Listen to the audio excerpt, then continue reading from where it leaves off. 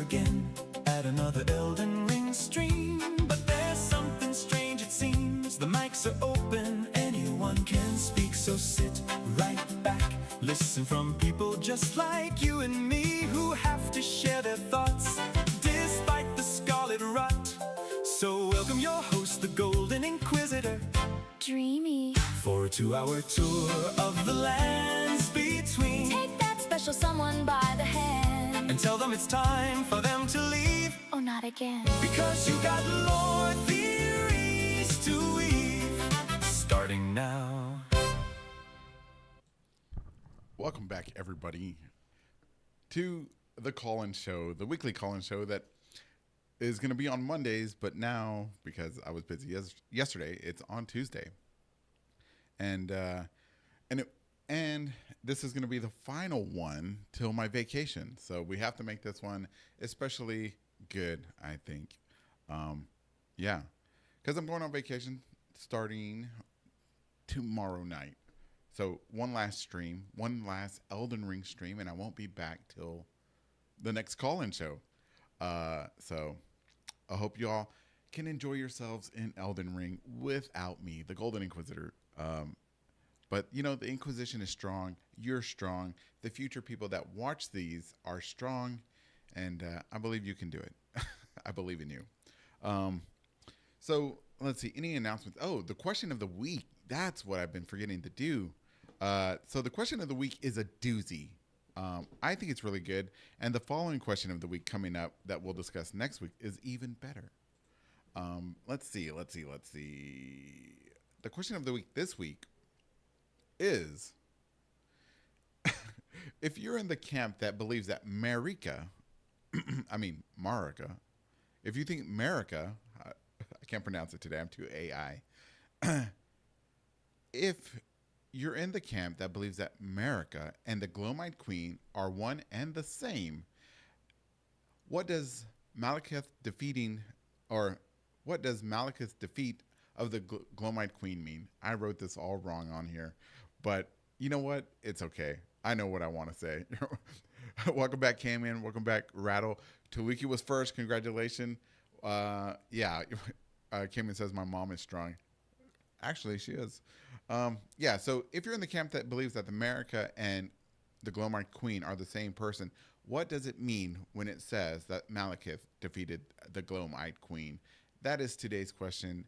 And if there's any callers that want to jump in, any viewers that want to jump in and discuss this with me and tell me your theories, because this is the show that is for you. The people that don't have their own streams or their own videos that they do, this is your opportunity to put your stuff out there without any backlash or, people jumping down your throat, because I want to hear it. We want to hear it. The Inquisition wants to hear, because together we rise, just like Bane says. So this is your opportunity. And if you're listening in the future, make sure you come back. And if you want to chit chat and tell us, you got to join the Discord, and then you can jump in the call, and that will be amazing.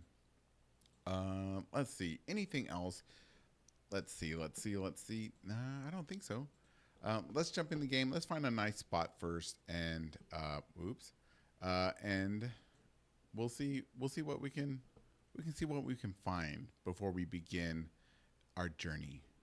Right? Well, let's find a nice spot. Normally, I do the 4 belfries as a good spot, because you get such a beautiful scene of the Erd Tree. But you know what? Tonight, let's go to the Shadowlands. Oh shit!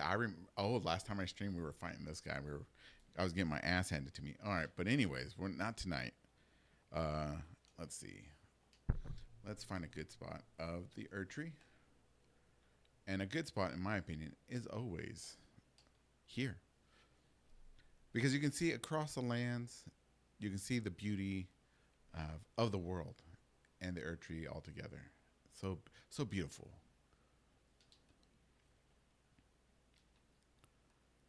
Boom, right there. Look at that. Not only you get to look at me. No, I'm playing. But you get to look at the Erd Tree and the beautiful sunlight, and eventually the moonlight. Right? Let's see. We already have some callers, so let's see if I already have this stuff set up, which would be great. Let's see. All right. I think it might be set up. But you know what? I'm not an expert, so we'll give it a test run. Let's see. All right. I don't know who was first. Was Jackal first, or was Cayman first? I don't know. I'll let them decide as we go through here. I guess this is working. All right, so you know what? We'll go with Jackal. I think Jackal was first. Was he first? I have no idea.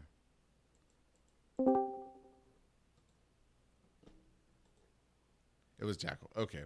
So everybody, please welcome back Jackal on YouTube, Jackal Khan. Make sure you watch his content. He's an amazing content creator. He's playing the last thing I saw, he's playing the new Legacy of Kain game. Legacy of Kain, a classic. All right. Let's see. What is going on? Mm-hmm. Jackal. All right, Jackal. Here we go. Hey, Jackal. Hello, can you hear me? No, hold on 1 second. Wait, what? All right, there we go. Can you? Can you hear me now? Yes, we can. Yes, we can. Okay, groovy. How's it going, man? Pretty good. Had a bit of a scheduling snafu, so had to watch my daughter tonight. But that means I got to skip out on D&D, so I was lucky to be here at this time. Oh, amazing, man. D&D. Talking about before we jump into your lore theories and stuff. Welcome back, Mr. Rote. And your answer to the weekly question, the question of the week. How is D&D? I know you're going to be doing the Inquisition D&D game. How's that coming along? I didn't even know we announced that yet, but it's It is now. all right. Well, right now Thank you. double Volcos. Interesting. All right. Let me. It should be fixed now. It was my fault. I had too many things open. Okay. Goodness. Sorry, my daughter's screaming in the background. Oh, it's okay. I'm quiet. Well, Okay. let's just say that it is it's underway, and slow and steady wins the race. Slow and steady wins the race. Awesome. Let's see. Man, every day there's a different problem with my soundboard, but it's okay. We'll figure it out. All right. So you're still working on it and everything, which is good. I mean, Yeah. baby I steps. have everyone's character sheets, so that's good. It's not it's not a there's no pressure involved. That's what I'm trying to say. I'm trying to stress myself out as little as possible and make sure the creative waters flow excellently. Awesome. All right, so let's begin with the question of the week. Right All right. on. The question of the week is: if you're in the camp that believes that America and the Gloam-Eyed Queen are one and the same, what does it then mean when Malekith defeated the Gloam-Eyed Queen? Okay, so I want to preamble a little before this. At first, I was like really super into the idea that America and the Gloam-Eyed Queen were like in this that America is the Gloam-Eyed Queen in the same sense that America is Radigan. Just this another aspect of this god creature that has just come to embody a great deal of things. Uh-huh. In fact, it feels even more compelling due to the fact that destined death, which is the main power of the Gloam-Eyed Queen, was something that America really tried to put away. But of course, it was Malekith that was the one who defeated the Gloam-Eyed Queen, and I believe the choice of wording here is very telling, you could say, Uh-huh. because it didn't say that Malekith killed the Gloam-Eyed Queen or much anything else, just defeated, and that the power of destined death was subverted, more or less. Okay. If America and the Gloam-Eyed Queen were in the same entity, like let's say if like Radigan and America couldn't really like separate in the same sense that Mikola and Saint Trina did, then the act of having been defeated means that Malekith, on the behalf of the Fingers, basically kind of put down America Gloam-Eyed Queen combo without having to kill them, because one, he's her shadow, and that would kind of like cross a mental line there. But we also see the okay, so let me jump over to something else then. Okay. Melina basically whips out a gloomy eye at one of the ending of the frenzied flames. Right. And I will seek you wherever you may follow to give you that which is yours, destined death. We could say that maybe Melina is more or less like the descendant of the America slash Glowmide Queen combination. Um, Actually, that might explain the reason why, even though Mesmer does have a lot of features that resemble Ratigan, um, there's also a lot of like lore implications that connect him far more closely to the Glowmide Queen. His serpentine features, his very direct predilection to serving his mother, and even though he recognizes America as that role, he looks a lot like a Godskin apostle in a way, because the Godskin apostles have that lanky, bent over, elongated arm, and even like fight with a pole arm the same as he does. Um, but there's also the depictions made by the abductor virgins, which I guess is Rykard's means of like making fun of America, saying that she steals children and makes them her own. But if she was the Glowmide Queen could have been the mother of both Mesmer and Melina, and then America, still being the same being, kind of took over that role. It's very hard to pin down, and it's still that like raw, unstoppable Valley Girl energy that America always seems to embody. Yeah. Um, and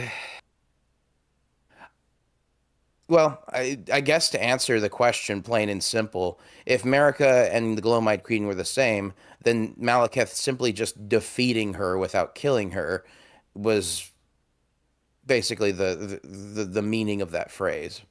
Really? Okay. Yeah. So, okay. I guess I could see that. I can see that. I think, okay. All right. I can see that. I don't know. I'm not sure about it, but I can see where you're coming from. Well, like I said before, like I used to really support this idea, and even though there's a lot of compelling evidence, I'm kind of like two minds of this, because like the Glowmide Queen could have just as easily been another shaman that attempted Empyreanhood, Yeah. But Well, it did state that the Glowmide Queen never fully did become a god, only that she remained an Empyrean and possibly a rival. So, right. right. You're right. She was an Empyrean, and I don't know. I'm not sure. And she has a very strong connection to the Carians. You think so? Oh, Well, okay. well, is it because we find the apostle there guarding Ronnie's tower? Is it? We find a Godskin noble guarding Ronnie's corpse, another Godskin noble at the church at Mount Gelmir, right before you fight Rykard, in fact. We find a Godskin apostle in Radahn's divine tower, protecting the sword of the Glowmide Queen. We find we find spirits of the Godskins in the mountain in the mountaintops of the giant, right off to the cave where to the side, right where you fight Borealis on the frozen lake. Um, which has a lot of which is in a cave being utilized by a ghost samurai and a spirit calling snail, which if you remember, the ability to call spirits was a gift that Ronnie gave you. Right. Hmm. So there's a lot of connection between the two. Not to mention the Glowmide Queen is or at least adherents to the Glowmide Queen tend to sew flesh together. And Ratigan, who was basically consort to the Carians, is a proficient seamster. So, Oh, interesting. Could it be that she is a? Could she? Well, could she be one of the three sisters? You know what I the mean? Glowmide Queen? Yeah. I don't think so. You don't think she's one of them? No, because the Glowmide Queen, if you use her magic, it's all faith. Right. The three sisters are Carians, which are intelligence builds. It doesn't thematically fit. Hmm. Interesting. So just because the other ones are all intelligence, you can't have the black sheep of a family. Like But there's also like a lot to like. One another reason is like, why isn't there any like Glomide Queen iconography in any of the towers? Hmm. I don't know. If Well, she was like, if she had a deep connection with the Carians enough to like, she'd have her envoys basically play bodyguard to certain Carian royals. Why wouldn't she be better respected or represented in the heart of their home if she lived there? well, It doesn't seem to connect in my mind. well. Perhaps because she was the black sheep, she turned her back on not incantations, but sorceries and intelligence stuff, the moon and stuff, and went like all faith and all fire. Right? Maybe they scrubbed her from history, because it does say that Renala was like, what was it? Something about multiple queens, or not the first. She was also the first queen, but not the last queen, or something like that, or multiple princesses. Renala was the first queen of the Carians and Right, remained the first queen throughout the entirety of their reign. right, And there's been a series of princesses that had like Carian knights serve them throughout the years. But the right. only Carian princess we find left is Rani and possibly maybe Selen. Okay. So you don't think she could have been a princess, became a queen?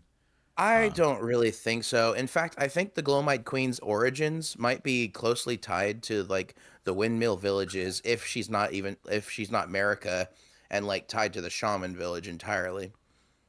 okay, okay, okay. All right, all right. I mean that's pretty much all I got when it comes to Carians and the Glowmine Queen. I don't know.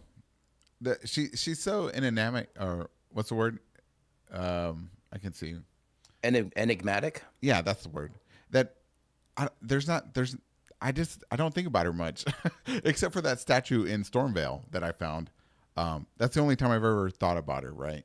Uh, but then again, I don't know. I wish there was more about her than anything else. I've seen a lot of theories about who she is and what she was, and I hardly agree with any of them. I tend to think that she was her own person instead of being like tied to a major character, right? Because if she was tied to a major character, then you would figure that there would be more implications to that tie instead of just like these very vague connections that you can draw them to anything. But I mean, that's the the way I am. connections we do have aren't really all that vague, considering how loyal the Godskins are to the cause But of the Glomide Queen. Like they inhabit places that are pretty hardcore, and they don't look like mercenaries. so you think the Glowmine Queen was Queen of Fair Missoula then too? I don't think she was the queen of Fair Missoula. In fact, I'm more likely inclined to believe that her status as Empyrean might have meant something. Well, okay. Let me think of that this way. Okay. When we do get to Fair Missoula and fight the Godskin duo there, they are all protected by the outside of the arena is protected by banished knights, who are not only Dragon Communion users, but also they utilize like storm techniques, which are basically like swinging your blade and the wind cuts ahead of you. You know what I mean? Uh huh. Um, in Night Rain, there are little forts and stuff that once you defeat the banished knights there, one of the Godskin duo appears up for a fight, implicating that banished knights ultimately, well, not ultimately, but will tend to serve under Godskins, which seems to all tie back to Fair Missoula in some way. So I definitely believe that the Glomide Queen may not have been like the actual queen of that place. In fact, you know how those three statues I keep screaming about every time the subject comes up in Yeah. Fair Missoula? Yeah. I think the Glomide Queen might be the child of those statues. Oh, really? I don't have too much to go on. I do know that the very tall king, he is depicted on the Erd Tree shield, the one that glows when you're in Shaman Village, and I think the woman on that shield might be Marika. I don't know if Marika became his wife. I'm only like 50% sure that the king might be a human form of Placidusax, but I do think that the Glomide Queen is a very important figure in Farum Azula. Really? Wow.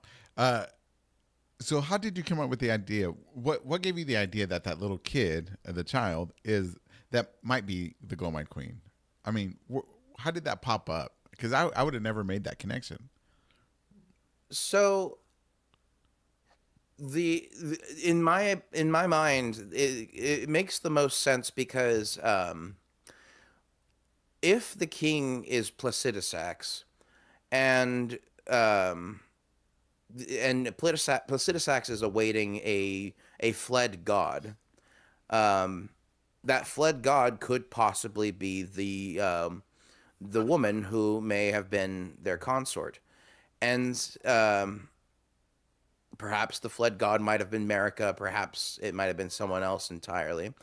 Um, but the Glomide Queen was defeated in Farum Azula, and that was the catalyst that led to the point where Marika basically put away Destined Death.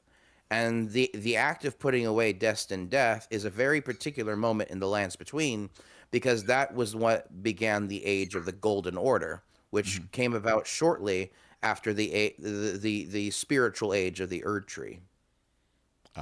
Okay. Okay. And if Placidusax's god has already fled by then, and the Glomide Queen is being depicted as defeated by Malekith, excuse me, then it seems more likely that the child grew up, was maybe have been like a princess or queen by some other definition. I mean, Rykard depicts himself as the Serpent King. Let's see, Morgott is the king of Langdell, but not the Elden Lord, which Right. seems to be an even higher status. So I think kings and queens are not supposed to are not entirely like regional masters of the realm. I guess with Queen Marika being the exception, but she also possesses the status of god. So maybe royalty can be multi-statist. I'm not entirely sure. Um, but the players in the scene being at certain locations based on the information we have has led me there. Okay. Okay. Well, thank you for answering the question, man. Is, Oh, glad to. is there anything else you would like to discuss? Uh, Nothing comes to mind, but I'm happy to answer any questions. I think Mastrote had a question. He had a thank you for the super chat, Mastrote. He says America was the Glomite Queen, the Gek, and Mel. Oh, Malekith. Okay, America was the Glomite Queen, and Malekith killed her to free her. So I guess he's saying that Malekith killed the Glomite Queen to free Marika because they were the same person. So now that the Glomite Queen is deceased, Marika is free to do as she wills. What do you think about that? I mean, if we were certain that Malekith killed her, wouldn't the evidence suggest so? Yeah, Mastrota, you need to come into the voice chat, man. Come speak with us. We'll have a discussion. Welcome back, Earth Mine. Welcome back, Banoon. Let's see. Yeah, welcome back, everybody else who's here. Earth Mine doesn't see it that way. I'm not sure if I see it that way either. But Mastrote doesn't believe in the Jar Saint theory anymore after he was so adamant to get me to believe it. So Well, the Jar Saint theory might be the reason that Marika is the Glomide Queen, that multiple consciences embody the same vessel, which, was probably how Radigan emerged. It might even be possible that the emergence of Radigan, or, that might not be true at all, because Radigan does have a lot to do during the Age of Plenty and the faithful age of the Erd Tree. right. So who knows? Yeah. But America being a multi-conscious being because of a process that fuses consciousness together is not too entirely out of the ballpark. Yeah. I like the idea of even though I don't agree with it, I do like the idea that, mushing people together and then having them fight for dominance within one form. It kind of reminds me of that movie, the sequel to Unbreakable. What was it? The Animal, or no, The Oh, you're Beast. talking about the Beast? The Beast, where he had those multiple personalities and they're all, vying for power within him to control the body. And what if that is what it's like to be a jar saint? You have all these consciences, like you said, inside fighting for dominance. What if the Glowmine Queen is one of them? Possibly, and it is also possible that America could like separate those vestiges in the same way Trina and Mikola were separated. But Mastrothe's coming back at you with defeated. The word defeated is evidence, not proof that he killed her. What's the evidence that she's alive? what? Okay, to answer your question with another question, Mastrote. Well, actually, with two. Um, the first question is, if she was specifically killed, why would the game not state it? And two, what is living in the lands between? Like, what does it mean to live in the lands between? Because we have spirits that are alive in an air quote sense. We have Ronnie who has a body that is dead but a spirit that is alive, and Godwin who has a spirit that is dead but a body that is still technically living. Um, we have those who live in death. So what is the difference between what makes you think defeated and killed has the same connotation here? Good question. Good question. We'll see what he says. But in the meantime, let me say this while he's probably thinking and typing up his answer, right? To me, You should get into the call, man. he should. Let's hear what you have to say. Mr. Arthur, if you get in the call right now, I will move you. I will move you into this chat right now, and we will discuss it. How could she be killed if she was deaf? If she was What deaf. what reason does being deaf mean that you may or may not be able to be killed? It's like the question in Mortal Kombat I hear asked: if Scorpion has fire, then how can he be hurt by fire? Because he's not made of fire; he just has fire powers. Sub-Zero can be frozen, even though he can use frost powers. If you embody death, that does not mean you are immune to death. It's kind of like the human body, 75% water, but we can still drown.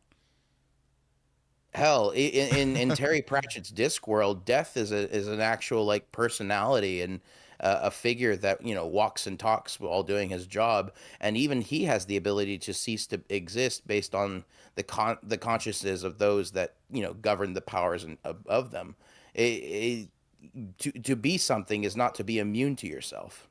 Hell, you are yourself, yet you yourself can kill yours. Well, that's a hard thing to say out loud, but you know what I mean. Well, I mean, it's not just the act, but you can have like an autoimmune disease. You can have, stuff like that that will end up weakening you until something kills you. You die from the effects of it. Pretty much. So we'll see. But to me, the word defeat doesn't necessarily mean killed. I mean, you can defeat opposing team in a sport. You can defeat somebody in a fist fight without killing them. Defeat just means you overcame somebody's power wise. I mean, I agree that if she was dead, it would have stated he killed her or something like that, right? Right. And even Taluki is saying it here. In fact, most bosses are weak to their own powers, like Moog. Moog is the Lord of Blood, yet bleeding him is one of the best ways to deal with him. Facts. Man. Well, anyways, not the hound on Mastrote. He's a good guy. Is there anything else you would like to discuss? No, I think I'm good today. I'll pass it along and give Canon a chance. Okay. Well, thank you for coming on the show. Mastrote, if you want to continue this discussion, man, we're always in the Discord. Hit us up. I'll yell at you in the comments. All right, man. We'll see you next time, man. Thanks. All right. See you guys later. Toodles. All right. Thank you, Jackal, for coming on the show. Let's see. What else? There was something I wanted to say, but I've already forgotten. Dang. Oh well. Let's bring in Base Serpent, because he's amazing. All right, here we go. Hey, how's it going, man? Hello. Never bad. I've got to run the like final session of the fourth arc of the Shadowrun game that's been running for like 3 years tonight, but I have so much to say. I'm so excited. It is a wonderful question. Oh, it is it? Okay. Well, let's get it started. Let me ask you, and here we go. So, if you're in the camp that believes that America and the Glowmine Queen are one and the same, then what does it mean when it says Malekith defeated the Glowmine Queen? There's one thing that we know about America, and it is that she has a big old spear in her. That spear is red and black and like shaded like the destined death that Malekith summoned. Okay. At some point, the Elden Ring was broken. I believe this is the night it happened, when Malekith betrayed her. We've talked about like parallels that we see within other characters, and I think this is a what's his name? Hugh is a perfect example of this, where he's seeking forgiveness for some act of betrayal that he did against America, someone who he knew personally and loved. And I think that's a person that's a parallel we can see with Malekith, who is trapped and seeking forgiveness for some great betrayal. If not Malekith, who stabbed America with this relic of destined death, the holder of destined death? I think defeated and not killed is when the rune was removed. That's when she is martyred, right? That's when she is put on the cross and stabbed through the stomach. That's the moment that changed that changed everything. It changed the Erd Tree, that changed the nature of the world.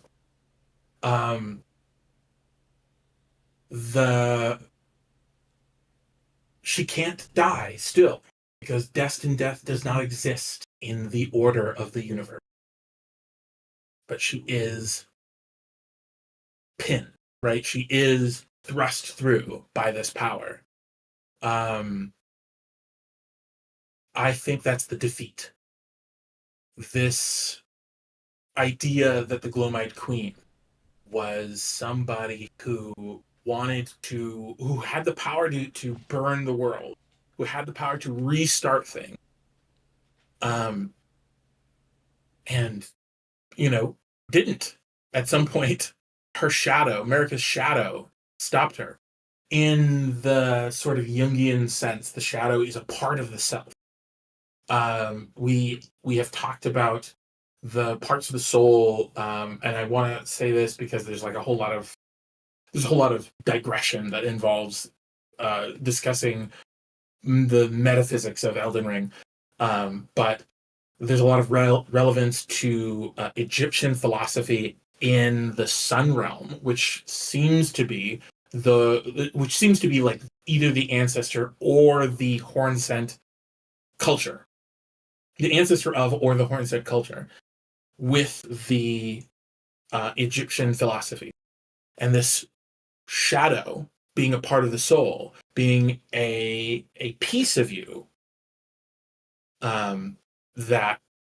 so they would have access to the power that's inside her. She takes on the Elden Ring, and her shadow is given the reign to remove death. She might have wanted to do this, right? Like, one of the things that George R. R. Martin is so in love with, this idea, this concept of a good character, is a character in conflict with himself. And I think what we see in Elden Ring is a character in every aspect in conflict with itself. So Malekith is this part of America that she pulled away to get death out of the order of the universe. She pulled Malekith away and put death inside him. And he said, there's one way that this ends. And it's you not being able to inflict yourself on the world.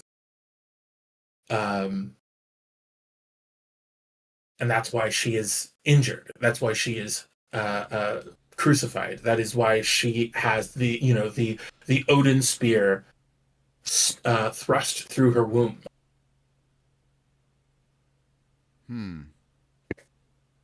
Okay, there's a lot to unpack there. Okay, True.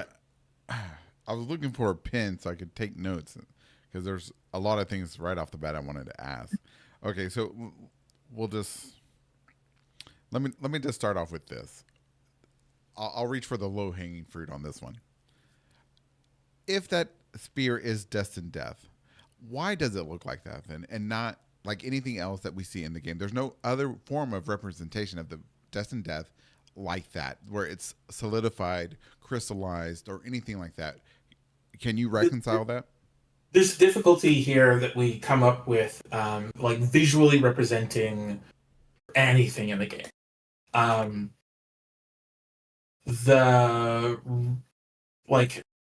If it's so, we have only a few things that are kind of red and black, and that's Destined Death and Blood Flame.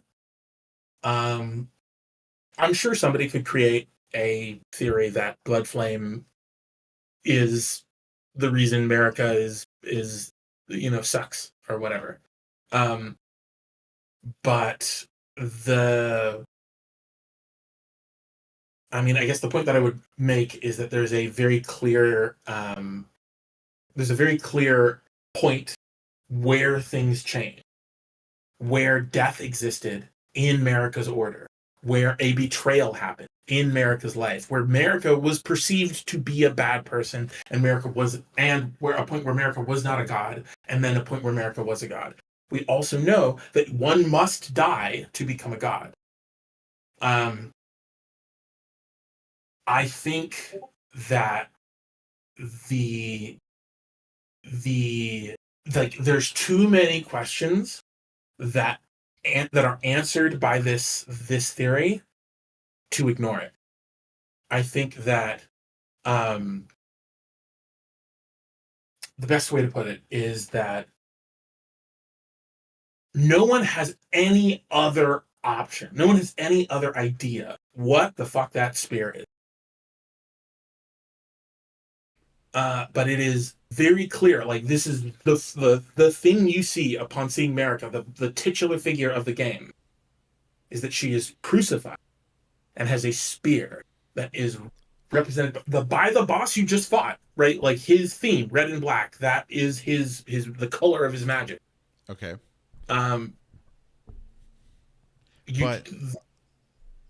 Okay, let me ask you this. Who's somebody that uses a spear and impels people and has fire that is red and black? Beloved, I've led you directly into my trap. Okay. So I posted a theory about this earlier in the week, and I'm just going to read the whole thing because I think it rocks, and it's been vetted. So okay, good. Read it to me. I have a pen now, so I will take notes. I have been thinking about Radagon and Mesmer, and considering what it does to the story if they're the same person. Wait, the same person? The same person. There's this whole idea where like everybody was curious about what it meant when Mesmer had the boss theme of Radagon or whatever. Okay. But we have this idea of an offshoot where a Empyrean ends up with a part of themselves separate. They are sometimes called daughters, like Millicent is called a daughter at some points and like a sister at other points. She says, I don't really understand my relationship with this person, but I understand that I have a relationship with this person. She also understands she is compelled. She is compelled to return to the source. She wants to rejoin with Melania. When we hear Mesmer have this conflict within himself of whether or not he should call America his mother, it could mean a lot of things. Some people interpret that as Mesmer was a stolen child. But considering this, that we have a very clear, like there's one thing the story explicitly tells us, and that is America is Radagon. Okay. All right. I'm listening. I mean, okay. So if we understand that Mesmer and Radagon have this kind of relationship where they are so similar, they have so many familial traits, like they have a very similar face and body and all this other stuff, and they have similar ties to spears and strength and all that shit, and America, it's not a huge leap to understand that they both have a relationship to America like Millicent does to Melania. Okay. Where they're a part of her. They're an offshoot. They're, as a tree sends a runner out and creates another tree, they're almost a clone. Not quite a mimic, but the same stock. Okay. Can I ask some questions? Yeah. Go ahead. Okay. So I'm assuming that with this theory of yours, Radagon and Mesmer, not Radagon, Radagon and America are the same person then, right? They have to be. They have to be for this theory, right? Because otherwise, they are not the same person. They are the same like whole. Right. That's what I mean. Radagon was a part of her that was separated and came home. So Radagon would have to be a Newman and B like a tree person for this to work, right? So more explicitly, Radagon is as to America as Millicent is to Melania. So all of the like, go ahead. So okay, so now you're saying that Radagon is an offshoot of America, and then Mesmer is an offshoot of an offshoot. Then is that what I'm understanding? No, they're both offshoots. They're both offshoots. That's what I'm saying. Yeah. Radagon's an offshoot of America, but Mesmer is an offshoot of Radagon. They're both offshoots of America. Oh, they're both offshoots. Okay. Yeah, they're both offshoots of America. Right. Like, one of the things that we see in Millicent's story is this idea where she is compelled to rejoin Millicent. But she is so independent of her that it causes pain. She's like, I would rather die than become you. Even though they're the same person, right? They are the same.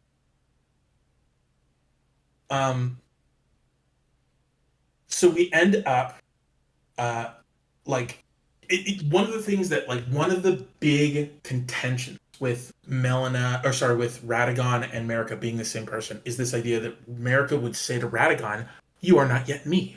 You are not yet a god. Uh-huh. But in the context of the offshoot, that makes total sense. America has undergone the transformation. And Radagon is a part of her, an offshoot from this Empyrean process that has rejoined the whole. It's not that he is not America. It's that he is a new person, cut whole cloth from America. Like, he's a new person cut whole cloth from America. There is Hello?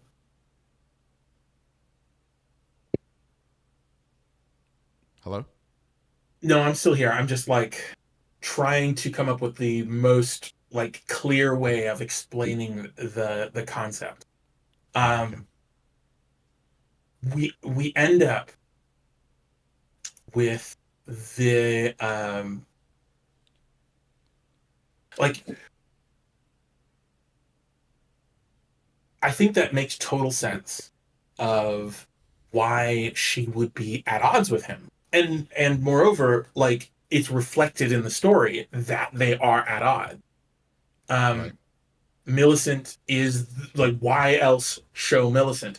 Why else cut the mimic stuff, right? Uh-huh. Because that confuses the story of Millicent, of like the offshoots.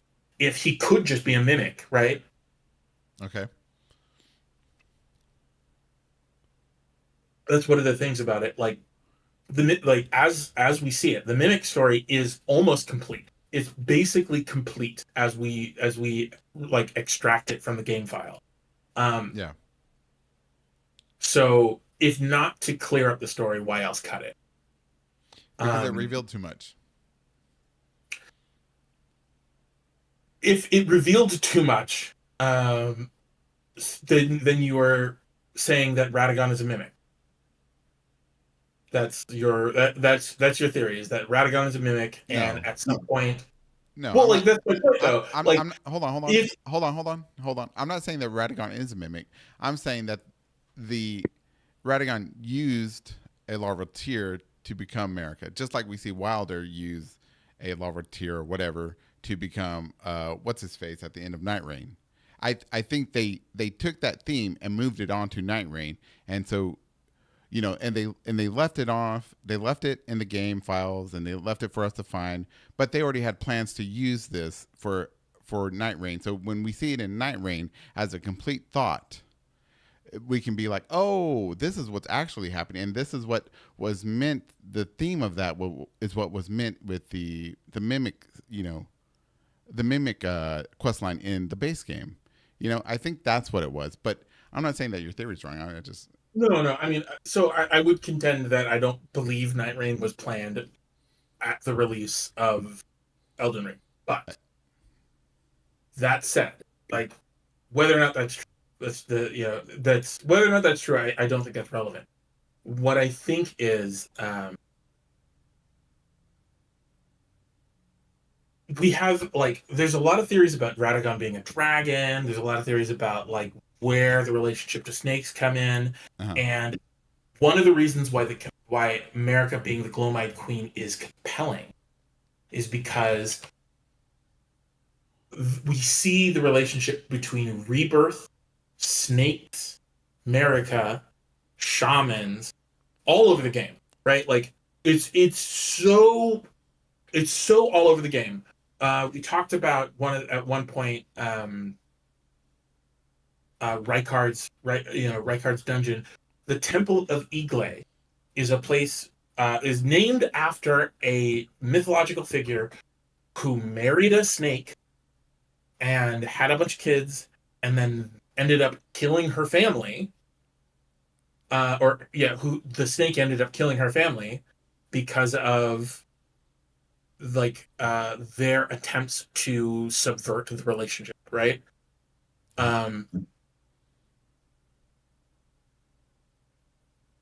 We see the snake all over the place. If the snake if the snake is not like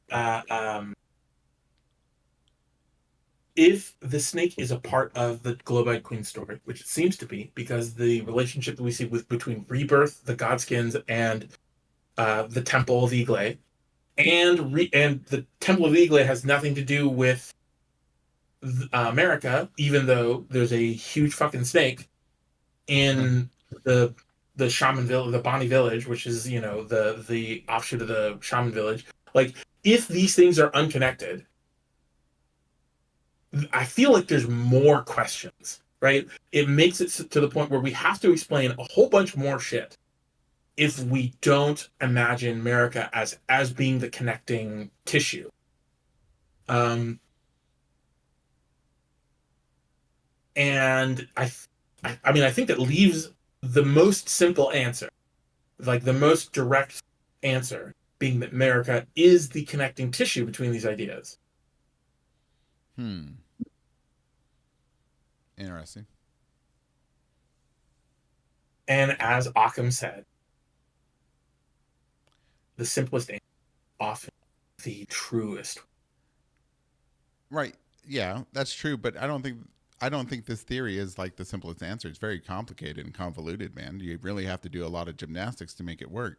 You have to assume that what that the themes from other characters are being reused for America.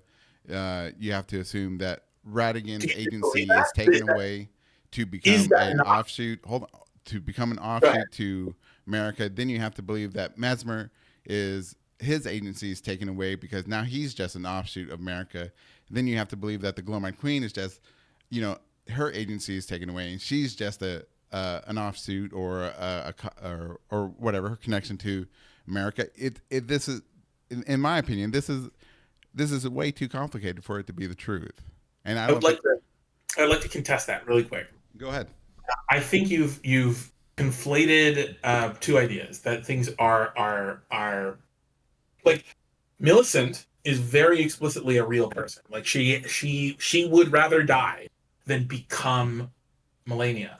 One of the things we see in Melania's story is like we are told she's gonna be born again, right? She will be born again.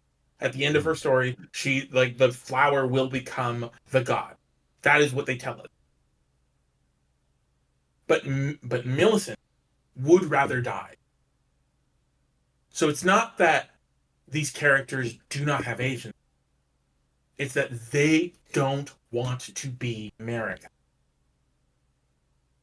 I'm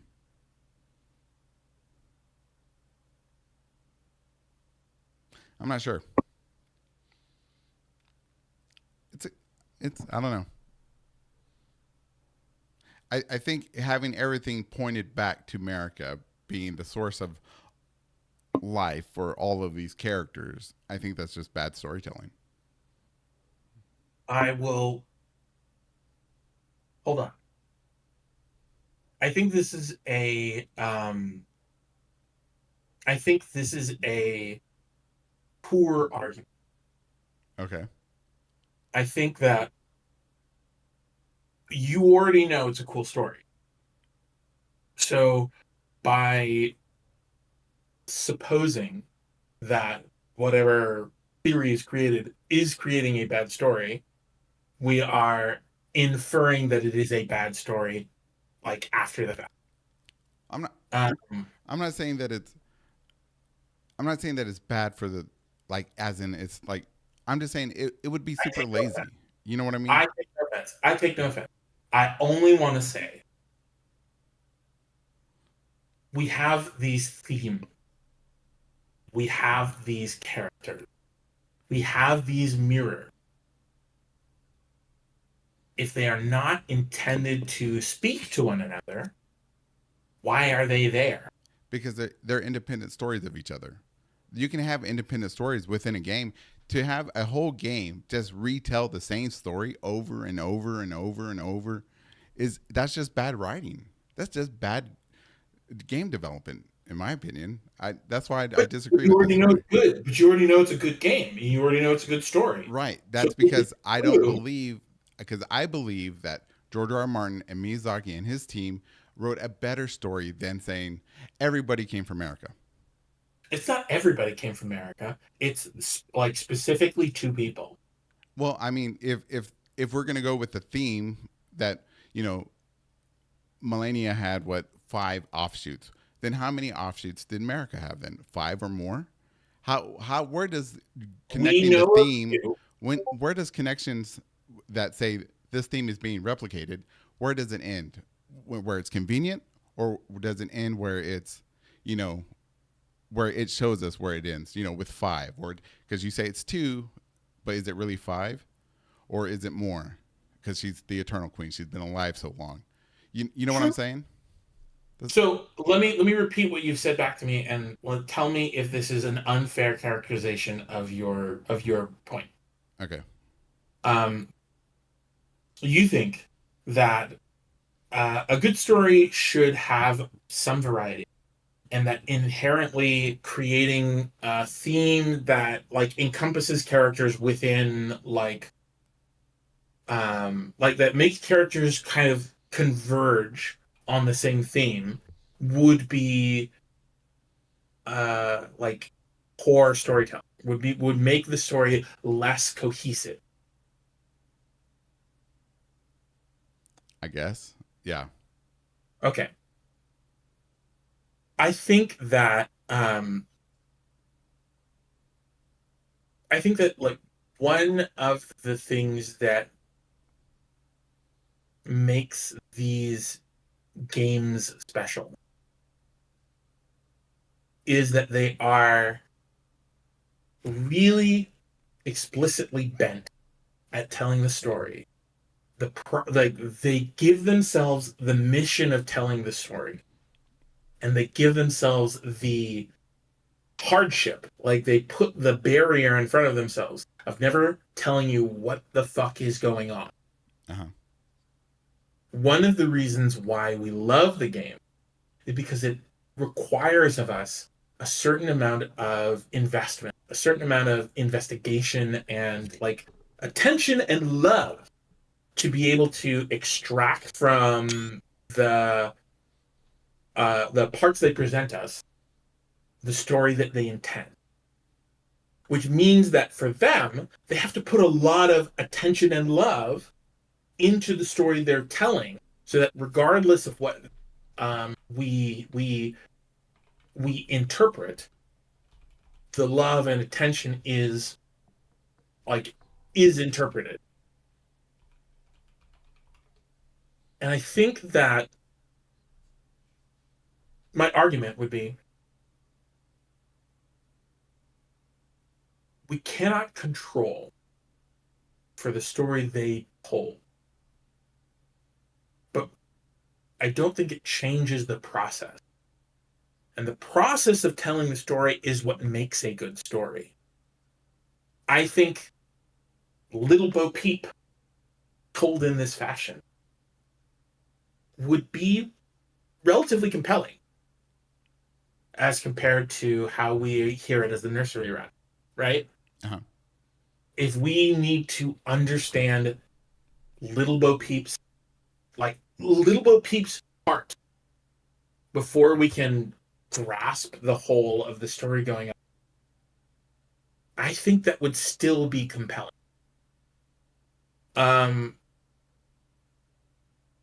So I don't necessarily buy the argument that just because multiple people are converging on a theme, that the story would be lazy. Okay. Mm-hmm. Does that make sense? No, it makes sense, and I understand what you're saying, but that doesn't change the fact that if that's what the real story is, that it's lazy. I mean, you can take a lazy story, obscure a bunch of it, and make it fascinating, sure, but I hope to God that's not the story. I hope that's not the case, that they did that. So, for my benefit, please explain to me the story so that it is boring. Explain to you the story from your perspective, or explain to me this. Yeah, exactly. Explain to me the story in a boring way. Okay. Let's see. America has children, or she has an offshoot. Those offshoots have offshoots. Those offshoots have offshoots. Those offshoots have offshoots. There's no mystery to it. I literally said they were offshoots of America and not offshoots of offshoots. Oh, and then okay, then well, but go ahead. But wait, but don't forget that Millicent had offshoots. So offshoots of Did offshoots. So I mean, Did if Millicent have offshoots can have offshoots, then Did- given did time, Millicent those have offshoots offshoots? can have offshoots too. I mean, it's just if everybody just comes from America, I'm sorry. Did Millicent have offshoots? or I mean, Melania, excuse me, but Yes. Melania had offshoots. True. right, I don't think Melania and Millicent. So I think Melania is a child. So she's a person born. I think Millicent is an offshoot. I think that's what the game is trying to tell us. Well, so here, like, let's take a step back. okay, Do offshoots completely eliminate the idea, the concept of a story for you? no, but repeating it for So, multiple characters and would. so anybody having an offshoot does not eliminate the story for you. Why does one person having two offshoots eliminate the story for Because they already use that story. They already use that story theme or that you? that already. But they okay. But I mean, I could understand if they Melania used it having offshoots. if they used it twice. Oh, I mean, that's okay, but three times, where do you stop? Okay, so Melania has 5 offshoots, I think. Four or five. She has Five. 4 offshoots, I think. If those offshoots are intended to tell you that Empyreans can have offshoots, Right. how does that affect the story of America having offshoots? Because there's no indications really that America had offshoots. Maybe that is an ability because of the scarlet rot. Because the scarlet rot is like this fungus, this creation that spawns life out of death, right? Okay. And So, in your opinion, yeah, go ahead. if I'm understanding correctly, in your opinion, offshoots are more related to the scarlet rot than they are to the process of being a god. Probably. Okay, cool. So that means that it would be unreasonable. It would be very, very weird if America had any offshoots at all. Because she does not represent the Scarlet Rot. Right. Okay, cool. Who is Melena's father? I don't know. Cool. But are you trying to are you implying that because Melania, we don't know who her father is, that she's an offshoot? I am implying that it is a very common theory. It is a very understandable theory that Melina is an offshoot of America. No way. Then you would have to say that Godwin is also an offshoot. Because I did not say that Godwin is an offshoot. No, the is implication, if what's good for the goose is good for the gander. If you're saying because we don't know who Melina's father is, therefore it can be implied that Godwin, since we don't know who his father is an offshoot as well. Do you see what I'm saying? I think that's a fair critique. I think that's a fair critique. And it's because of that line of thinking that I don't agree with this theory. Because once it starts, where do you stop? You can just go on and on. I think that is a fair critique. I do want to add, we have fucking lineages for everybody else.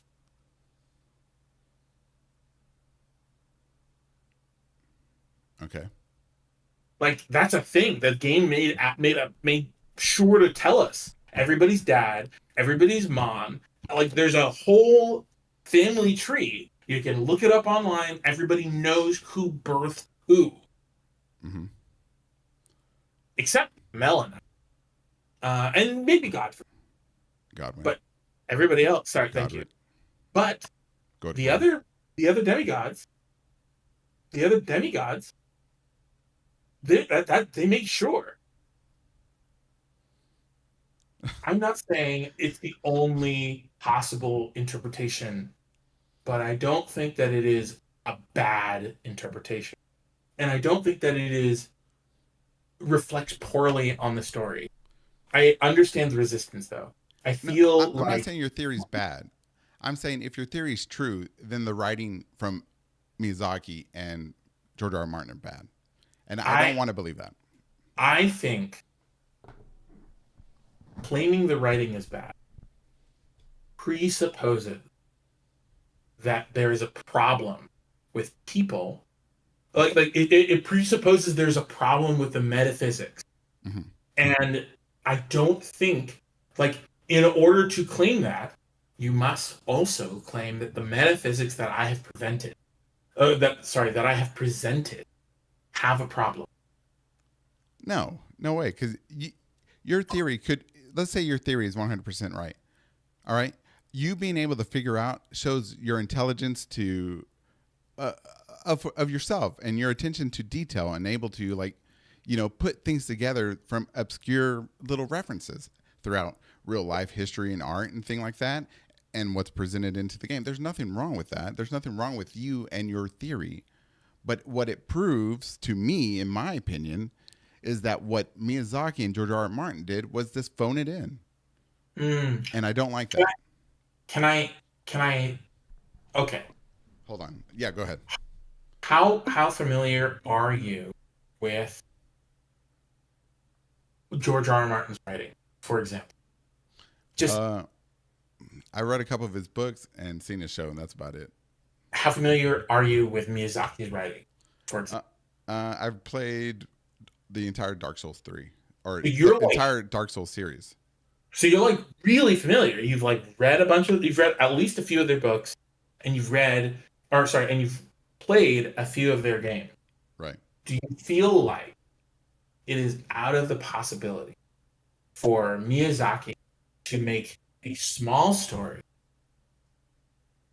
representative of the whole of his big, Of his what? of his, like, the big story, the bigger part? Do you think that Miyazaki would make a personal conflict within his story reflect a large conflict core to his story? That's a good question.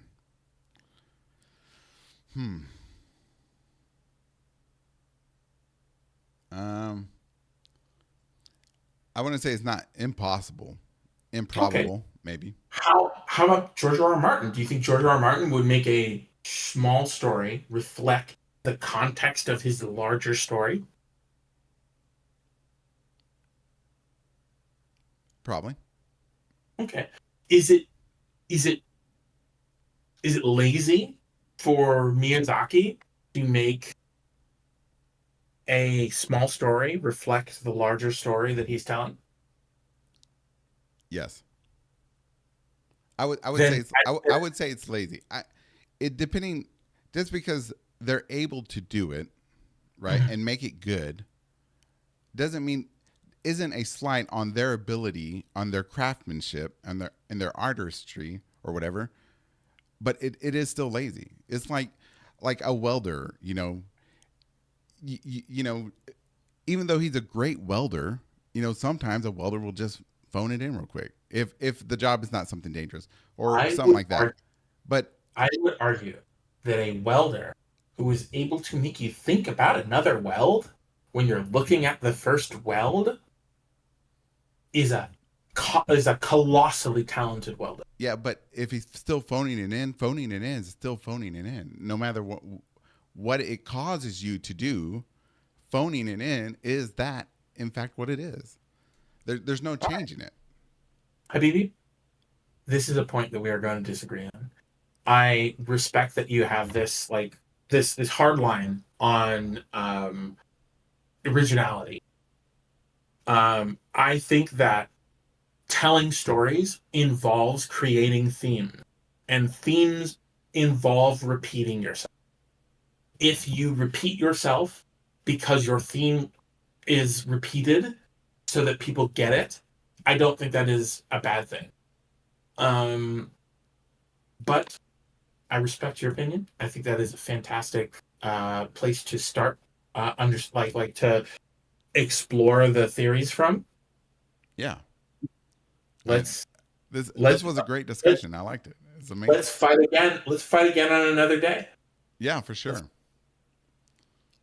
I like this. Thank you, man. Is there anything else you would like to chime in on or discuss before You take all. Your wife agrees with me. My wife agrees with you. She's her Yeah. own person. She can agree with whoever. Anyway, jokes aside. Uh, I think um, she did do a super chat. Let me read that real quick. Radigan is Norman's Bates impersonating his mother. mhm, mhm. All right. There you go. Thank you for the super chat. I appreciate it. Fire, fire, fire. All right. All right. Thank you, sir. Thank you, man. I appreciate it. All right. Talk to you soon. Later, man. Have a good night. Best I can. All right, ladies and gentlemen, that was Base Serpent in the Discord. What an amazing guy. What an amazing guy. He's, you know what? I love discussions like this where you're passionate about what you believe, about your theory. This is what matters. I wasn't being contrarian just to be difficult. No. But I have my own theories, and I see things a certain way because I am biased. I have my own thoughts about things, and he has his, and he was able to explain it in a way that was amazing. So much respect to Base Cannon Serpent. I mean, and to everybody that comes on here and discusses their theories. It's amazing stuff. And this is the beauty of the game. The beauty of the game.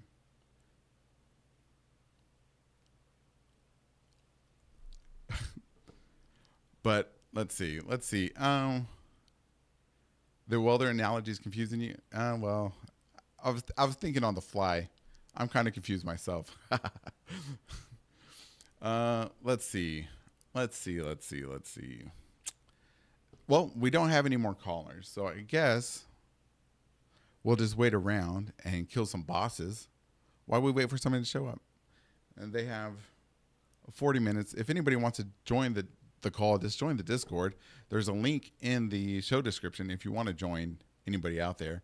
And you know what? I will put one in the chat to make things slightly easier, I believe. Yeah.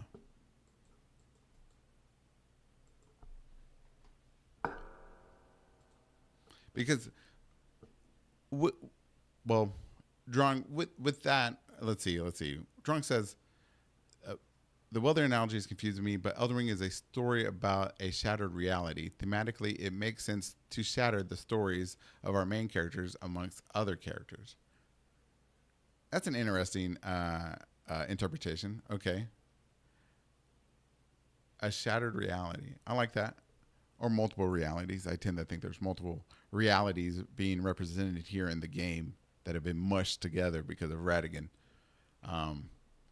But yeah, yeah. What a great game. Let's be honest about that, at least. Let's go fight Gaius. Let's see. Glow in the Dark, welcome back, man. Glow in the Dark says, America shows what happens when you don't deal with your trauma. It deals with you. Curses upon her house and her kinfolk. Yikes. I mean, is it her trauma or is it the Hornsent trauma, right? I mean, I don't think America really cares about what happens to the Hornsent. Otherwise, she wouldn't have done what she did.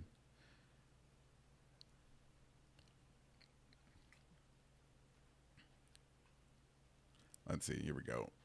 Back to Gaius.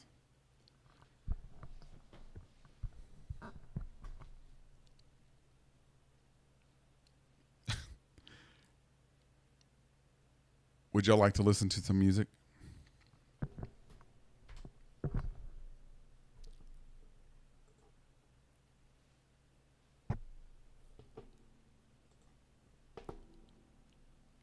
Let's see. What shall we play today?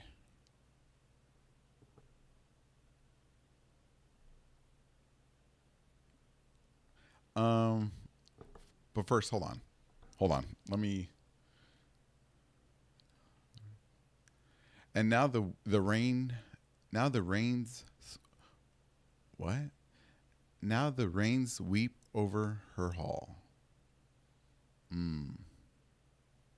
Put the reins of Kashmir. Put the reins of. You want to hear the reins of Kashmir?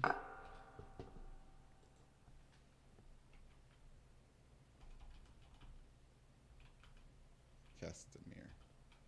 Sorry.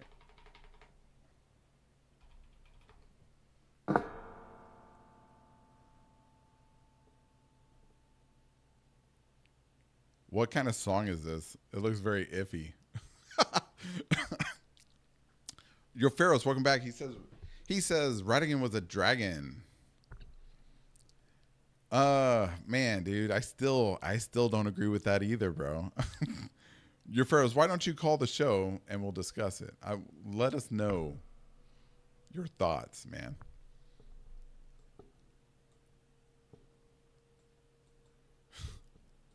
Let's see what this Reigns of Castamere is. Oh God, let's hope it's something good. Let it be good.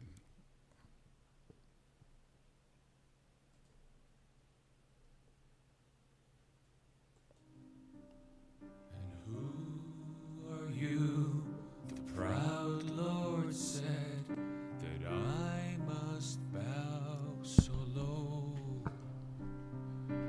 Only a cat of a different coat, that's all the truth I know. Oh, wait. We got some people in the round table. All right, hold on. They're waiting on hold. Here we go. Oh, nope, she's gone. Jackal's back. All right, let's get Jackal back. Here we go. Jackal is back. I thought I saw my fiance in there, but she took off. Jackal, are you there?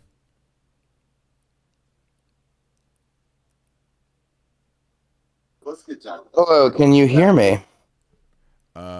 Yes, I can hear you. Okay, I thought I'd throw my hat back in if nobody else wanted to jump in the pool. Go ahead, man. Well, not gonna lie, I did think I had something, but I totally forgot. So now I'm in. Thank you, bro. But I guess well, let's see. Did you want to comment on anything that Cayman had said or Base? Honestly, I think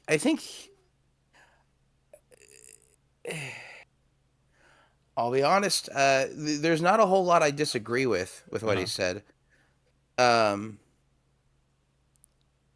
I will state that oh man, I'm fumbling real hard. My apologies. You're good, bro. No worries. Take a deep breath.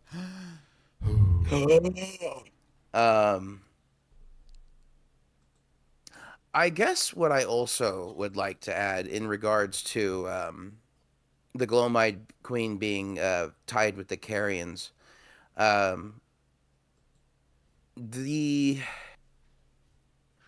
there seem okay. So you know the whole Night and Flame kind of like motif the game likes to throw with like the Sword of Night and Flame depicting a an alliance between the sorcerers and the fire giants, or Rolana's twin blades being a depiction of like her union with Mesmer's flame and that sort of thing. The Glomide Queen being associated somehow at the mountaintops of the giants with a cave that utilizes spirit calling techniques, as well as like the union that forces the Glomide Queen to kind of like embody, or I wouldn't say force, but I forget who made the claim, but it was suggested that maybe within the Glomide Queen's personal history, when the war against the giants was happening and the Carians were more or less allies of the fire giants, or perhaps Carians being those who are among the astrologers who would probably become the Carians, more or less fled south to escape the wrath of the fledgling Golden Order. Um, I would say that perhaps maybe the Glowmide Queen might have helped facilitate that escape. Perhaps. Uh-huh. Um, I'm. This is all speculation on my end, but I believe the reason we see the Glowmide Queen so closely knit with the Carians is because if the Carians were among the astrologers that um, were incredibly super friendly with the fire giants, but when the fire giants were being exterminated, the the proto-Carians probably needed a way out. And if the Glowmide Queen was by some extension a rival to America, if not like a vestige of America that was working against itself, it may be possible that the Glowmide Queen facilitated that escape in order for them to like reestablish their domain in Liurnia, which probably is why. Which probably might give credence as to why Ratigan was so like why Renala was so attracted to Ratigan was because not only did he have like the red hair of the fire giants, which was looked very fondly by those astrologer descendants, but like that fieriness of who he seemed to be was probably very reminiscent of the perceived heroism of the Glowmide Queen that maybe the Carians had a very deep respect for. Not to mention his proclivities to sewing, which might have been a hobby of the Glowmide Queens as well. But like I said, this is all speculation. Right. Okay. I don't know. It's I don't when it comes to Ratigan, man. I just don't know. I know less about him or think less. I don't want to say I think less of him as like not as a character, right? But it makes me go ahead. It makes me think that like Ratigan is the Gilbert Gottfried of the Lands Between. You recognize Gilbert Gottfried as the guy who sounds like this, and and that's so iconic. But you don't really. But he tries very hard to hide his like personal life. So like. Yeah. He normally just sounds like a regular dude, but he doesn't want people to know about it because that would shatter the illusion. I feel like Ratigan is like of a similar stock, where like we get all these heroic tales of a champion of the Golden Order that more or less established his reign as the second Elden Lord and is the one guy that is preventing the big change that the Lands Between needs to progress. But beneath but that's just on the surface. Beneath it all, we have no idea what Ratigan is actually like. Right. That's true. We have so many. We know he's a seamster. We know he was married. We know that he has some. We know that he's a nurturing father to Miquella. He was a soldier. He was a champion. He might have been a laborer. He hates his red hair, which I can't relate. Red hair on men is just. Like a big no. Anyway, Ratigan is truly an enigma, and then we learned that he is also America, which just adds more questions and answers less. Right.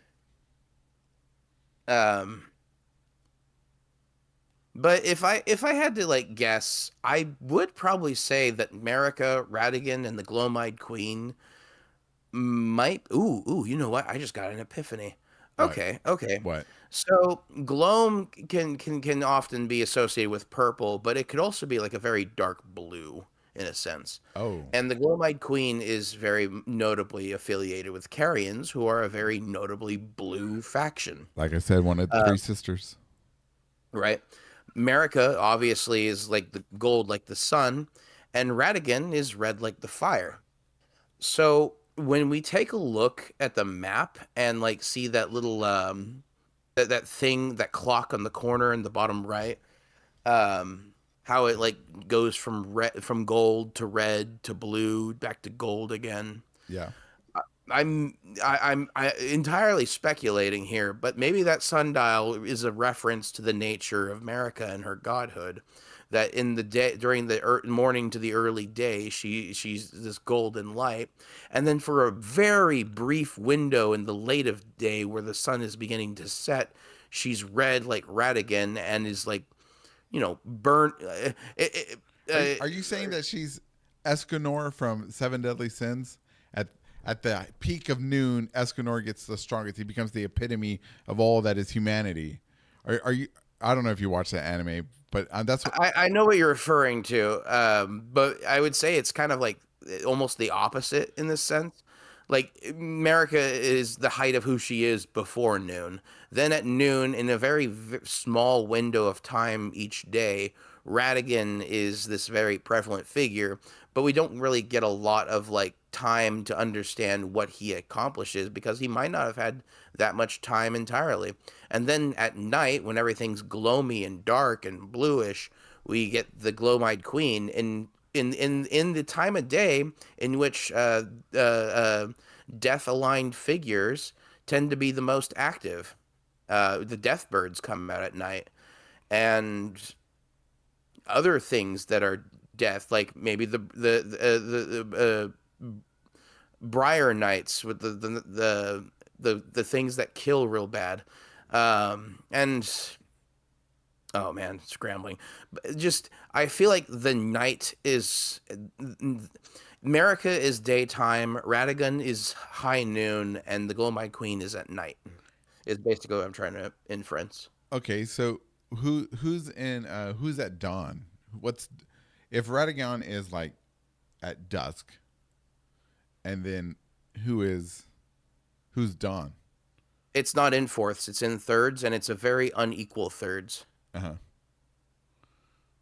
Yeah, But dusk wait. America again. It's got to be fours because of the quadrifoil. You never heard of Scummage? The quadrifoil, I think, is more in line with Meteor due to the shape of her eye and everything, and the what was it? Tarnished Archaeologist. He was the one who. I thought it was info. That.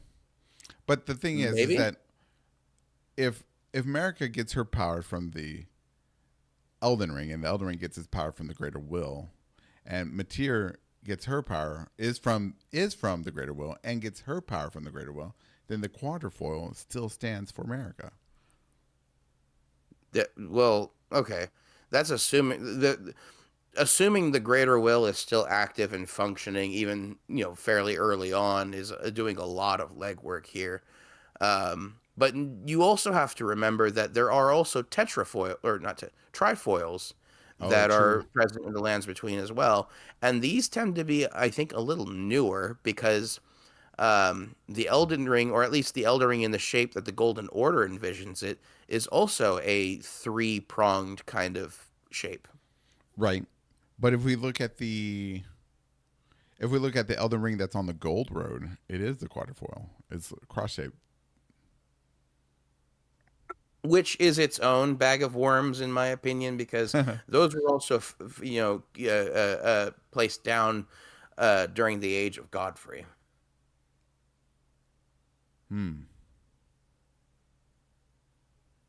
Okay. I don't know. That's as far as I could come up with something.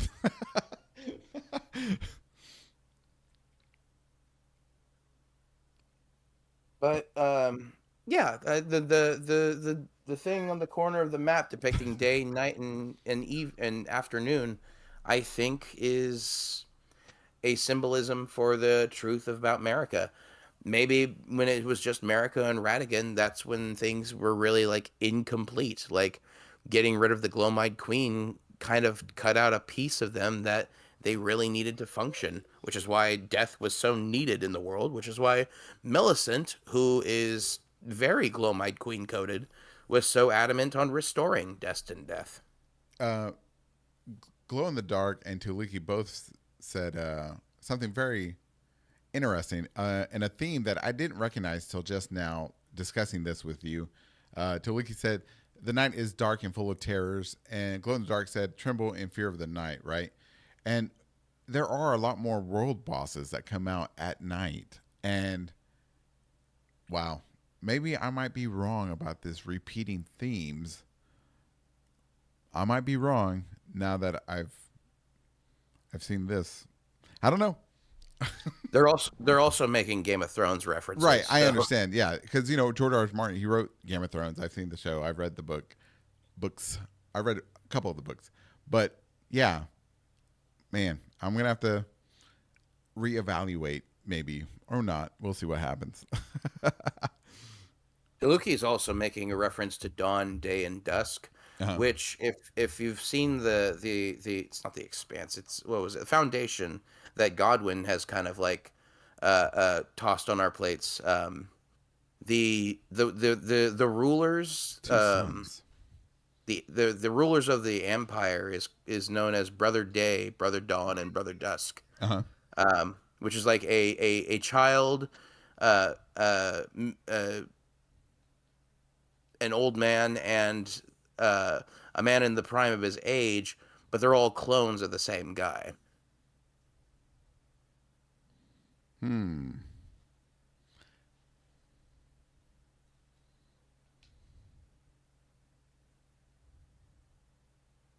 That's interesting. You know I, it, it, the it, it's definitely mind blowing in my book, but yeah, I was looking at this clock on here. Taliki said there was two sons, and there.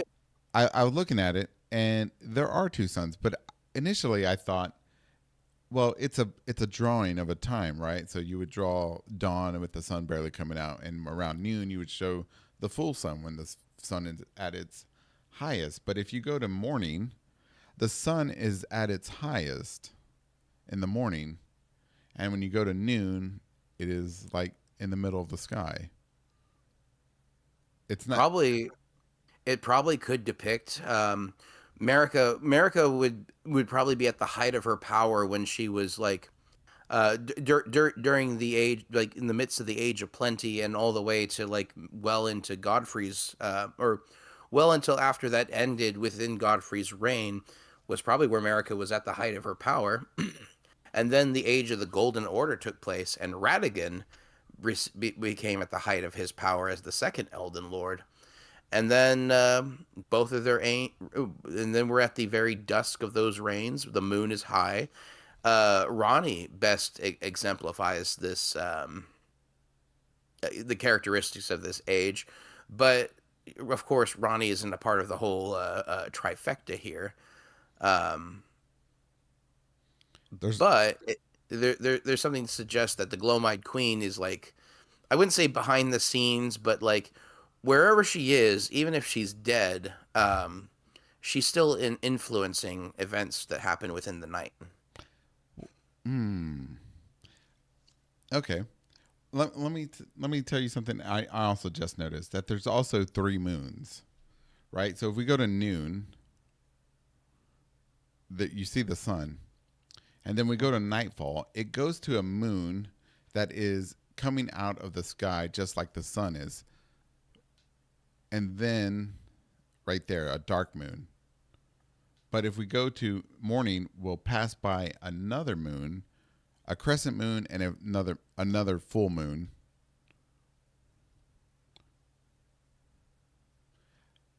I wonder, are we what is in sci-fi? There's that planet that's within a planet where it's like a shell and the planet's inside the shell. Um, Uh, I'm not sure.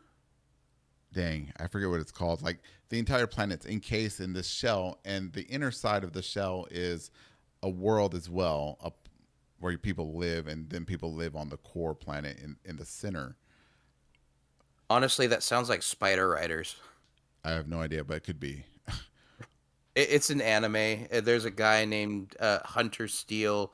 He goes to like inside the Earth, and the Earth is like hollow, and like people. There's like a sun at the center of the Earth, and everyone rides giant talking spiders.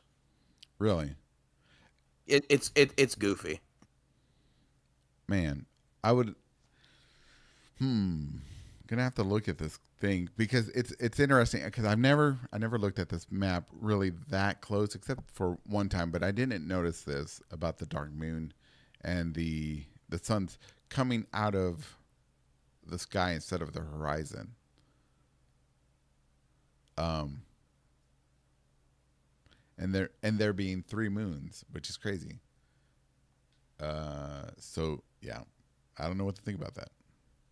I am unsure either because it's also very hard. Aside from like the Glomide's Queen, the Glomide Queen's direct ties to the Carians, there's not a whole lot that connects the Glomide Queen to the moon itself. Right. And the hand of the clock is a comet. Slope But says, I generally go with 2 is 2 fingers and the grass of microcosm. 3 is the, he must be talking to about something else. 3 is the 3-body problem of evil aliens and chaos themed. The rest I don't pay attention to too much. I make sure it's, excuse me. Excuse me. Elden Beast and Mateer comment.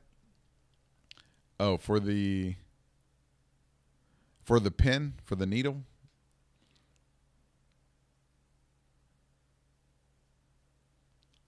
That's possible. But to me, it being a needle, right? Jackal, let me know if I'm wrong, right?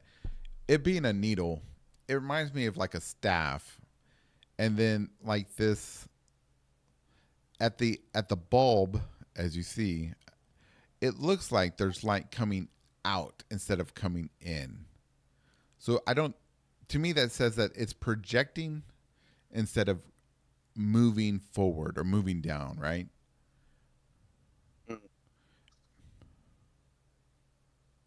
But I could be wrong. So I don't know if anybody can see that on stream. Let me see if I can. I can see it. I'm trying to look.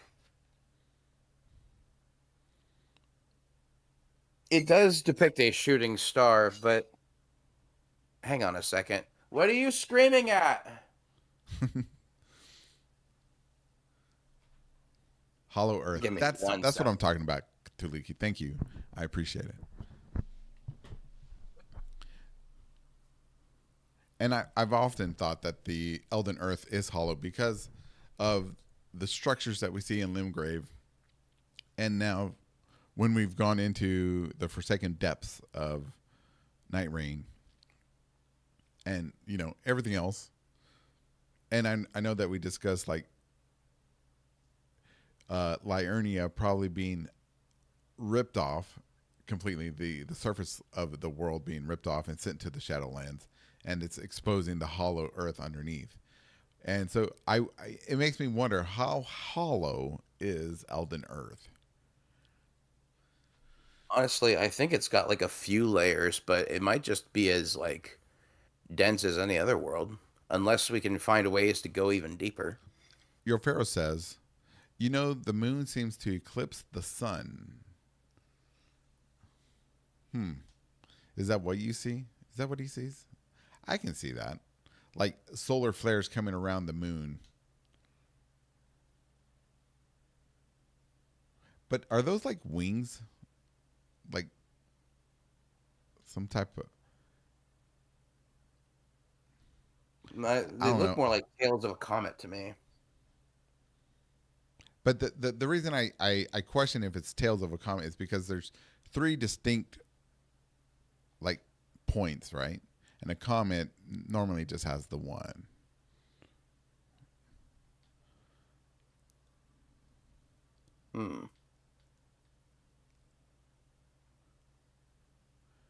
Let's see. Slope says, to my point earlier, the dark and light, both in Dark Souls. Dark Souls and Elden Ring, in my opinion, still just end up with the average Joe NPC doomed to be part of wars between entities he doesn't even know about. Slope, I would agree with you. So does any soldier, really. I would agree with that too. Damn. Slope says, I think that's the lesson Miyazaki goes with. Man, that's some deep deepness.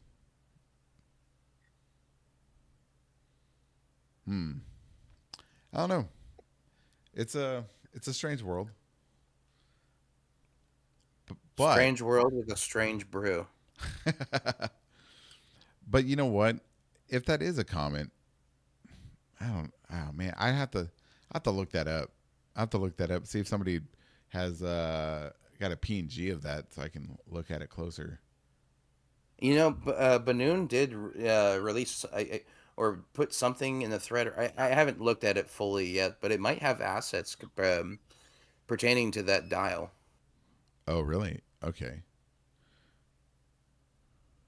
Because I also would like, because if we're looking at this right and it's showing, like, I question how much does this little compass represent, or this clock represent, right? Because is it showing us a hollow earth as well? Because it's showing us the surface through the image on the art, right? Mountains, trees, and stuff like that, and then the structure itself is in the center. I guess that represents Elden Earth, and within that there seems to be its own structures, and then like a, what is that? A like a It looks like pinwheel? a black spiral right in the center. Yeah, like a Um, spiral. Could, and if that's a spiral, I'm going to say that right there, that spiral represents the crucible, because I believe the crucible is just energy from within the planet. hmm, maybe, but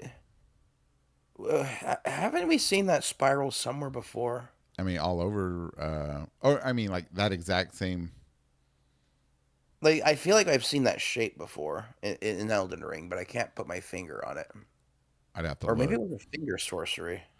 It also looks like, I don't know if you watched the Game of Thrones series, but you know, like when the what were they called? The Deadites? No, that's Evil Dead.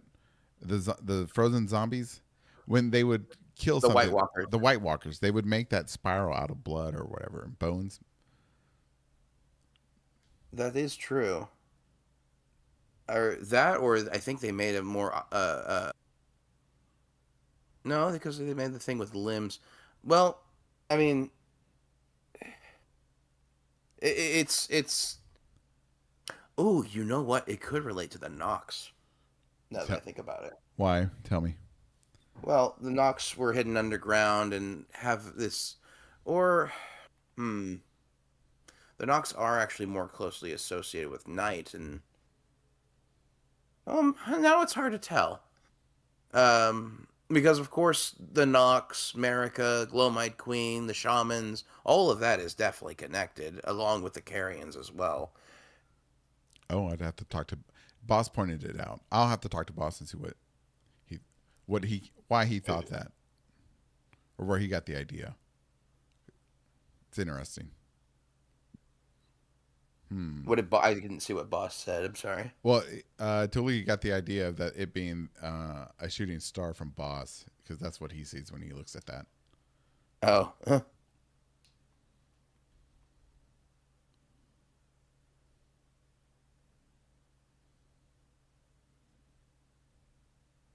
Hmm. I wonder.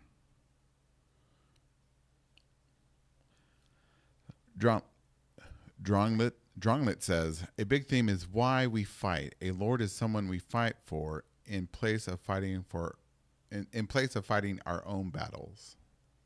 Oh, I guess he might be Well, talking to Slope. we are the Lord we fight for, though. That's true. Well, Like whether or not we're the Elden Lord, the Lord of Chaos, or the Lord of Night, we still are the Lord in each equation. uh huh.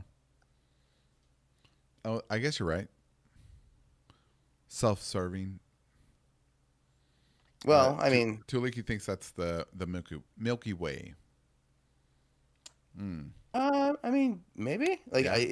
a Milky Way could be an analogy for, or this could be an analogy for the Milky Way, but Right. that doesn't. I don't know if that quite explains what it is in relation to Elden Ring. Well, then again, Elden Earth is ancient, a forgotten age within the human history, right? Within Earth's history, because of that that tile, right? That tile is a real life representation of. It's an in-game representation of something that's in real life, right? The what's it called? Something Mundi. And Oh, the Inigo Mundi. yeah. So I'm sure there's a lot of like, you know, I think like yes, it does look very similar, but I don't think Elden Ring is a depiction of like our world in the same sense that I don't think Middle Earth is like true to us being you know our true to it eventually becoming our world. right. It's a story basically. Yeah. I mean, it's just nice to think of. Let's see. She continues, especially is you are correct about the especially if you are correct about the exterior shell being Elden Earth. Uh, she continues. I think Infa uncovered some constellations under the spiral. Oh, really? Slope says the spiral is definitely supposed to be the galaxy, but I think it's also a Uzumaki because Junji. I don't what no. Okay, the word is Uzumaki, Uh huh. and he's referring to Junji no Ito, which is a well, there's a manga by that name, and it's super effed up. Really? But there's a lot of like stuff that'll fuck with your brain too, kind Oh, of like there. Oh, okay, spirals. Spirals is a big theme in that like a because vortex. that, and it also is like another depiction of like causality and regression. But is that also what we see? But could that also be a hint of what we see at the end of Ronnie's ending, showing that everything's just gonna get sucked into eternal darkness? Um, well, what do you mean by sucked? Like everything's going to be sucked into eternal darkness? Because That if we Ronnie's ending is a black hole? yeah, because we see that moon collapsing within itself. Well, that's what I see. I see a moon collapsing in itself, and if her reign of 1,000 years is going to be like fear and despair or whatever it is, right? Loneliness and fear. Ronnie's ending is to depict an order that is no longer going to be meddled with by men, but very far away and you know absent from the lives of everyday people. That's what that ending is supposed to represent. Oh, really? Yeah, the words she mentions about into fear, doubt, and loneliness, she's basically saying you're going to be afraid, you're going to doubt what you say or do and everything around you, and you're going to feel very lonely and disconnected from the divinity that was the old golden order, but that's how things should be, which is basically what our world is like more or less. Interesting. I like that interpretation. Hmm. Let's see. Let's see. Your Pharaohs thinks that Ronnie's ending is the real ending. It's definitely a real ending. I mean, I could say just as easily the frenzied flame is the real ending Uh huh. because then Melina stops winking at us. Poor Melina. She can't help herself. She finally gets Ben Stein's clear eye Clear for eye. her dry itchy eye, She finally sees us, truly. and she wants us dead. That's right. All right, let's see. We got 5 minutes left. 5 minutes left. Anybody have anything to say? Let's see. Drunglet says, to the point of the lords we follow, we do become Elden Lord, which is definitely top dog, but thematically, lords embody a particular archetype of masculine figures people take up to fight for. I mean, I wouldn't say he's masculine. he's either depicting like the Charlemagne type, where it was just some guy who was charismatic and brilliant enough to like rise to power and establish himself as king, or like any of the other like French aristocracy that like put in a king and like they were definitely not qualified for a job. There's two kinds of lords being depicted here, and two very different philosophies. Mhm. So I'm curious to see what his interpretation is on that. Slope says, welcome back, Slope. He says, Randy's ending, in my opinion, is explained and contrasted easily by America saying that the days of blind faith are behind them for the golden order. Oh, I see what you mean. I see what if you draw that connection, yeah, I can see that. I can see that too. He also says that's pretty much two total opposites. Dronlet says Mesmer, Radon, Rykard, Niall, and Moog. Nile? Nile. Sorry. Why is Nile in that list? Because he's a leader of the Banished Knights, maybe? Maybe, but I wouldn't think he's a lord. Everyone else embodies lordship, but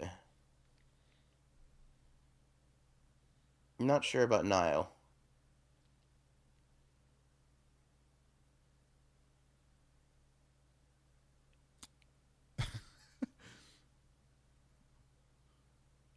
Yeah.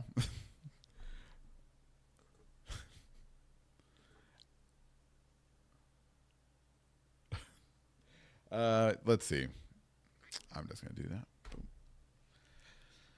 Boom. All right, man. Let's see. Get a room, you guys. Yeah, I'm trying. That's why I'm going on vacation. Let's see. So that explains it. But okay. Now you know the truth. I'm gonna go get. I've seen too much. I've seen past the veil, and now Metier is gonna eye laser me. That's right. You've learned too much, Jackal. You've learned too much. Shit, that means getting even less rations. The real lord of all that is golden is Godric, says Pharaohs. I can't argue with that. Neither can I. I mean, if he's in line, he's in line.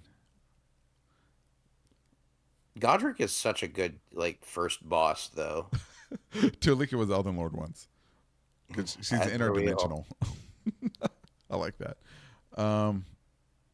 All right, so Jackal, let me let you go so I can close the show out. I appreciate you coming on here and, reading comments and theorizing with me. I appreciate it, man. No problem. I'll invade next time. Yeah. Well, thanks again. Hey, you know what? Give a shout out to your channels, man. Hello, everyone. In case you haven't heard, I may or may not be the Jackal Khan. I have recently been making Let's Play videos of incredibly low quality, and I hope you enjoy that appetizer while I work on some real shit. There you go, Jackal Khan. And are you still doing stuff on Twitch?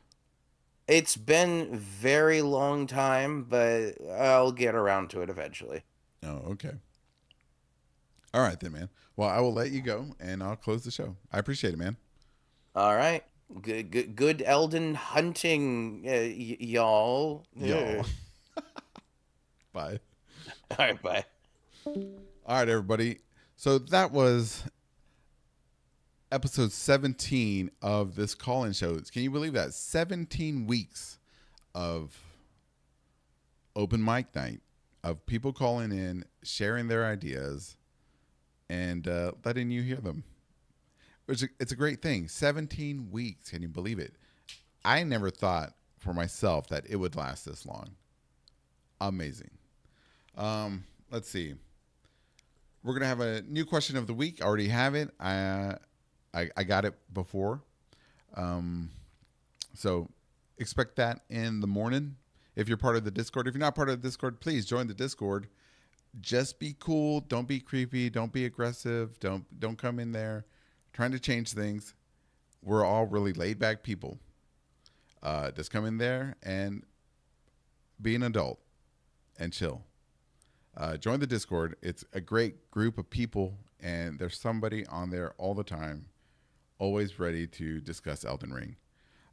If you want some more Elden Ring content or just more content about gaming in general, check out the list of content creators in the show description, because all those people are part of the Discord. They're friends of the Golden Inquisition and fellow Golden Inquisitors.